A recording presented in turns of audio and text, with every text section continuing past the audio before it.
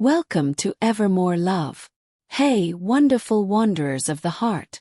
Welcome back to Evermore Love, your sanctuary for stories that sneak into your soul and stay there, all while brushing up your English in the sweetest way possible. If you're joining us for the first time, you're in for a treat. We craft these emotional journeys to make you feel seen, heard, and utterly enchanted. Tonight's tale. A brand new original called No One Else Was There, from our Emotional English Stories series.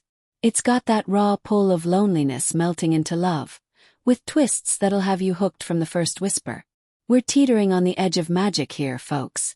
Our 1K subscriber milestone is so close I can almost taste the confetti.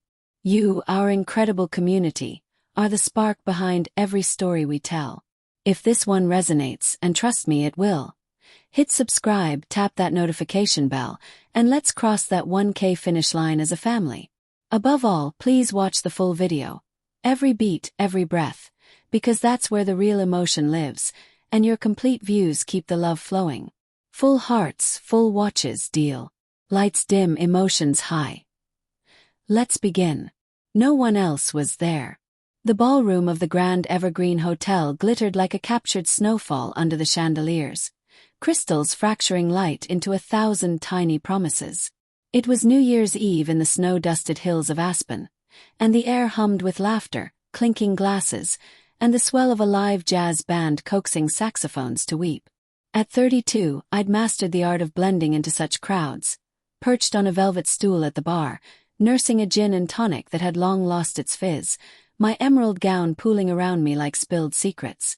Around me, couples twirled in synchronized bliss, their faces flushed with champagne and certainty.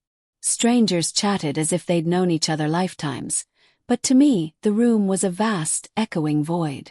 No one else was there. Not really. Not in the way that mattered. My name is Lila, and solitude had become my shadow, faithful and cold. It started with the accident 3 years prior. A slick mountain road, a deer frozen in headlights, and then the crunch of metal that stole my fiancé, Ronan, from me in an instant. The world mourned with me for a season. Casseroles on the doorstep, friends' arms around my shoulders, therapy sessions where I nodded through the numbness. But grief, that sly thief, doesn't announce its departure. It lingers, turning every crowded room into a reminder of absence. I'd come to Aspen on a whim, a solo ticket bought in a haze of holiday ads promising renewal. Renewal. As if a ski lodge could mend a heart cracked like thin ice. The bartender, a wiry man named Gus with a mustache like a broom bristle, slid a fresh napkin my way. Another round, miss. Or maybe a dance partner to chase the blues. His wink was kind, but I shook my head, forcing a smile that didn't reach my eyes. Just the view, thanks. The view. Snowflakes pirouetting beyond the frosted panes, the world outside as isolated as I felt inside. I traced the rim of my glass, the cool condensation slick under my fingertip, and let my mind wander to Ronan. His crooked grin, the way he'd hum off-key to pull me from dark moods. Happy New Year, love, I'd whisper to the empty air later, in my hotel room with its too-big bed. That's when I noticed him. Not with a jolt, but a slow unfurling like dawn creeping over peaks. He was across the bar, half-turned in conversation with a cluster of suited executives, but his eyes, storm gray and sharp as a hawk's, kept drifting my way. Not leering, no. It was gentler, like he was piecing together a puzzle from afar. Tall and lean, with salt and pepper hair tousled just so. He wore a charcoal suit that hung on him with effortless grace, a single silver cufflink glinting like a secret. When our gazes tangled for the third time, he excused himself from the group, weaving through the throng with the quiet purpose of someone who knew how to navigate storms. "Evening," he said, settling onto the stool beside mine. His voice a low timbre that cut through the jazz like a bass line. Up close, faint lines etched his face, laughter, worry. Both, perhaps, and a hint of pine cologne mingled with the crisp scent of fresh snow. "You look like you're solving the mysteries of the universe over there. Mind if I join the contemplation?" I blinked, caught off guard, my laugh bubbling up unbidden, rusty from disuse. "Hardly. Just people watching, or avoiding it. Honesty slipped out raw and unpolished, surprising even me. He nodded, signaling Gus for 2 waters. Bold move, and turned fully toward me, his knee brushing mine in the narrow space. No apology, just a steady presence that made the room feel smaller, warmer. Elias, he offered, extending a hand tanned from outdoor hours, fingers long and capable. And you, Lila. Our handshake lingered a beat too long, his palm warm against my chilled one, sending a flicker of something alive through me. Curiosity, maybe, or the ghost of flirtation. We talked, or rather, the conversation unfolded like a well-worn path under moonlight. He was a search and rescue pilot based out of Denver, the kind who helicoptered into blizzards for stranded hikers. His life a rhythm of rotors and radio static. "It's the quiet after the save that gets me," he confessed, swirling his water glass, ice clinking softly. "That moment when it's just you and the survivor, shared fragments in the return, world holding its breath. Graphic novels I illustrated in my cluttered Denver studio. Matters. Stories of heroines. His eyes held mine, and in them I saw echoes, haltingly, losses the words tucked sticking away, like snow the weight of decisions that couldn't be undone. He didn't offer platitudes, no time heals or pitying tilts. Instead, he leaned in, listening with the intensity of someone who'd stared down avalanches. "Sounds like you were the survivor that night," he murmured. "And here you are, still drawing maps through the dark." As the band struck up Auld Lang Syne, the crowd surged toward the dance floor, arms linking in a chain of forced camaraderie. Elias stood, offering his hand again. "Dance with me. Not to forget, just to remember you're here." My heart stuttered, old fears whispering too soon, too fragile, but his gaze was a lifeline, steady and unyielding. I took his hand, and we slipped into the sway of bodies, his arm light at my waist, guiding without claiming. The room blurred, strangers' cheers fading to a hum, as if indeed no one else was there. Just us, moving to the slow pulse of strings and memory. His breath warm against my temple. When midnight tolled, confetti rained like blessings, and in the chaos, he tilted my chin up, his lips brushing mine, soft, searching, tasting of mint and possibility. Fireworks bloomed outside, but the Rael spark was internal, a thaw cracking through ice I'd forgotten was there. The afterglow carried us into the new year like a current.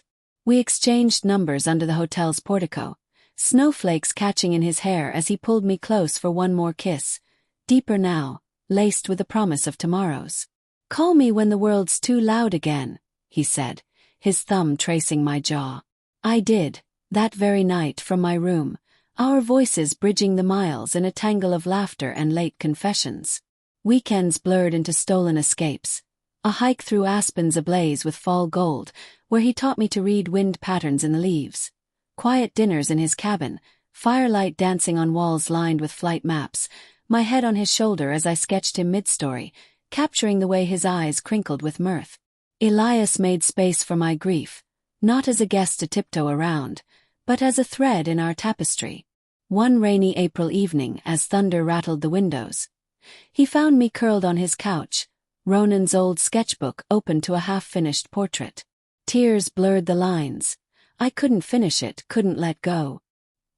He sat beside me, silent at first, then gently closed the book. "Tell me about him," he said, pulling a quilt over us. And I did. Their shared love of bad puns, the road trip plans we'd never take. Elias listened, his hand stroking my hair, until the storm outside mirrored the one easing inside me. "He sounds like he loved fiercely," he whispered. "Just like you. That's not something to bury, it's fuel." That night we made love for the first time, slow and reverent, bodies mapping each other's scars. His from a crash landing 2 years back, a rotor blade's kiss on his ribs. Mine invisible but no less deep. In the tangle of sheets, with rain pattering like applause, I felt truly seen, desired not despite my breaks, but because of them. Yet love, in its tenderness, invites tempests.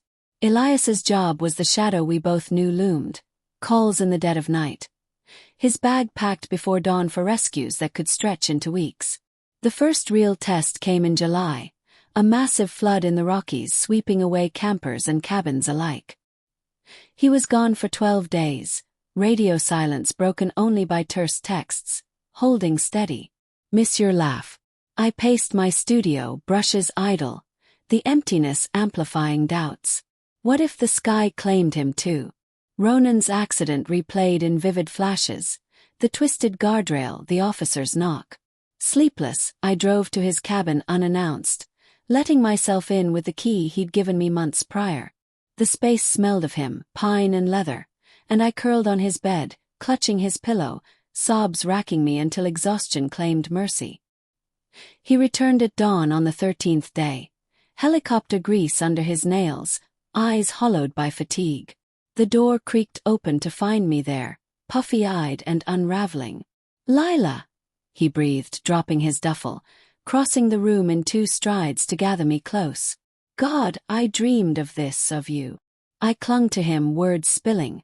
The terror, the aloneness that clawed despite our bond. "I can't lose you too, Elias. The waiting. It's like dying slow." He held me through the breakdown, rocking us on the bed, his voice a murmur against my hair. "I know the risks, every takeoff, every gust. But coming home to you, that's my North Star. We face the storms together, yeah. No hiding. From that fracture we forged stronger seams." He negotiated shorter rotations, pulling strings for base assignments. I started a series of illustrations on survival. Heroes not invincible, but resilient, inked with our stories' grays and golds. Challenges persisted. A brutal winter where back-to-back calls left him stranded for a month, our connection sustained by video calls flickering like candle flames. My own spiral when a gallery show dredged up Ronan's ghost, Elias flying in mid-rescue to stand beside me, his hand in mine under the spotlights. Heartfelt anchors dotted the path, a surprise hot air balloon ride over dawn-lit valleys, where he proposed with a ring carved from petrified wood. "Solid as us," he said, slipping it on as we floated weightless, our wedding in a meadow ringed by peaks, barefoot vows exchanged with the wind as witness, no grand ballroom, just us and a handful of souls who'd braved our orbits. 2 years on, as autumn paints aspen gold once more, we returned to that hotel each New Year's. Not for the crowds, but the quiet bar afterward, where Gus still winks over fresh gins.